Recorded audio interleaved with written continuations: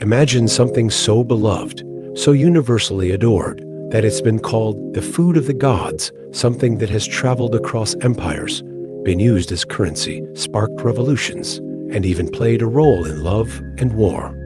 Today, we're going to unwrap the fascinating, true history of chocolate from ancient rainforests to royal courts, from sacred rituals to your local grocery store. This is not just the story of a sweet treat. This is the story of power, culture, and human desire. This is the bittersweet journey of chocolate. Let's rewind the clock. Not a few centuries, but a few thousand years. The earliest evidence of cacao use goes back to around 1900 BC in the Olmec civilization of present-day southern Mexico. The Olmecs are believed to be the first to cultivate the cacao tree Theobroma, cacao, which literally means food of the gods in Greek. But here's the twist. The Olmecs didn't eat chocolate the way we do today.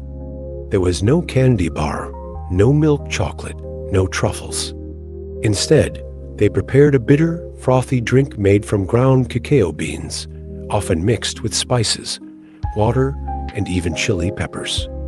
Then came the Aztecs, who didn't just value cacao, they used it as currency. Imagine paying your taxes or buying a turkey with chocolate beans.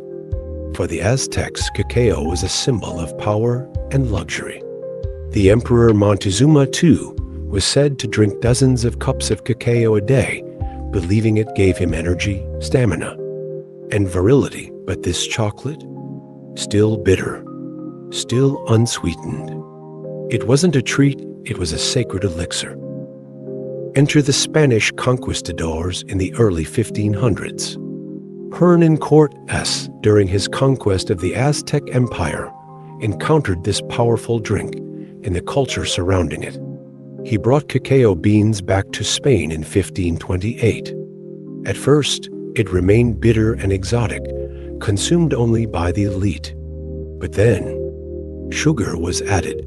This was the turning point. Sweetened chocolate became wildly popular among European aristocracy, especially in Spain, France, and Italy. It was still consumed as a beverage, but now with cinnamon, vanilla, and sugar ingredients that softened the bitterness and made it irresistible. By the 17th century, chocolate houses began popping up across Europe.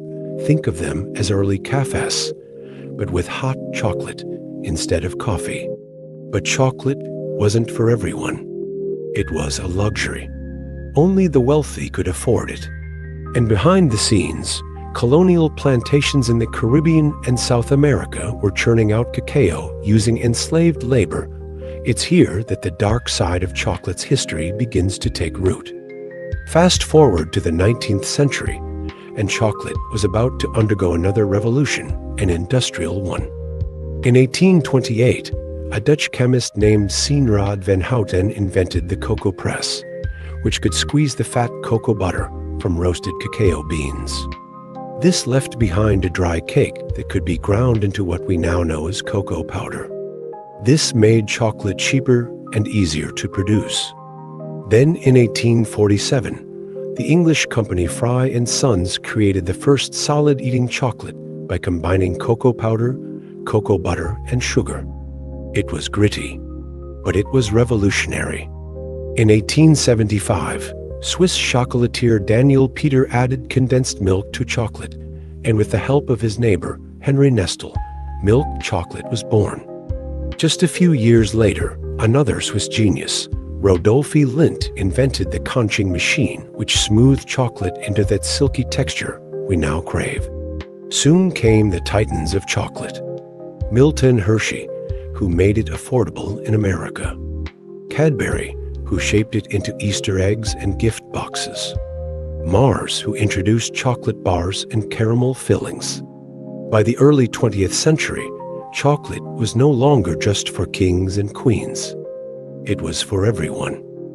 During World War I and II, chocolate played an unexpected role.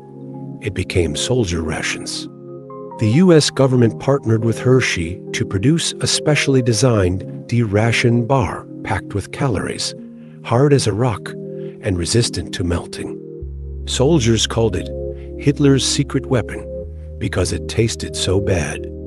But morale mattered. Chocolate was a taste of home, a small comfort in the trenches. Back home, chocolate was marketed as wholesome, even patriotic. Ads during the 1940s portrayed it as an energy food, ideal for hardworking citizens and growing children. After the wars, chocolate production exploded. Global brands like Nestle, Hershey, Mars, Ferrero, and Lindt spread chocolate to every corner of the world. But again, not all was sweet. As demand for chocolate grew, so did concerns about how it was made. Most of the world's cacao, about 70%, comes from West Africa, especially Ivory Coast and Ghana. Here, the industry has faced serious ethical challenges: child labor, poor wages, deforestation, and exploitative conditions. Activists and journalists have uncovered harrowing stories of children trafficked or coerced into cacao farming. Many farmers earn less than $1 a day, while multinational chocolate companies earn billions. In response, efforts like Fair Trade, Rainforest Alliance, and Bean to Bar artisan makers have emerged, aiming to make chocolate more ethical and sustainable. But progress is slow. The chocolate industry's supply chain is vast, complex, and still often opaque. As consumers, we're becoming more aware. But the question remains, can chocolate ever be truly fair? Today, chocolate is everywhere in everything. From $1 bars at gas stations to $100 artisanal truffles with Himalayan salt and saffron. We eat it in cakes, ice cream, cereals, and protein shakes. There's ruby chocolate, vegan chocolate, single origin bars, and even 3D printed chocolate sculptures. Chefs and chocolatiers are turning chocolate into art. Scientists are even studying the health benefits of flavanols in dark chocolate for heart health, mood, and even brain function. Meanwhile, climate change poses a major threat. Cacao trees are sensitive; they need very specific conditions to grow. Rising temperatures and deforestation are endangering cacao crops, especially in West Africa. Innovators are now experimenting with climate-resilient cacao, vertical farming, and even lab-grown real chocolate made without cacao beans. Could this be the next great chocolate revolution? From sacred Aztec ceremonies to 19th century factories. From royal European courts to African cacao farms. From exploitation to innovation. Chocolate isn't just a treat. It's a mirror of human history with all its brilliance, cruelty, creativity, and craving.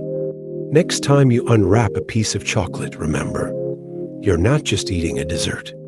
You're tasting for 1,000 years of passion, power, and paradox. Thank you for joining me on this journey. Until next time, stay curious. And maybe have a square of dark chocolate while you think about it.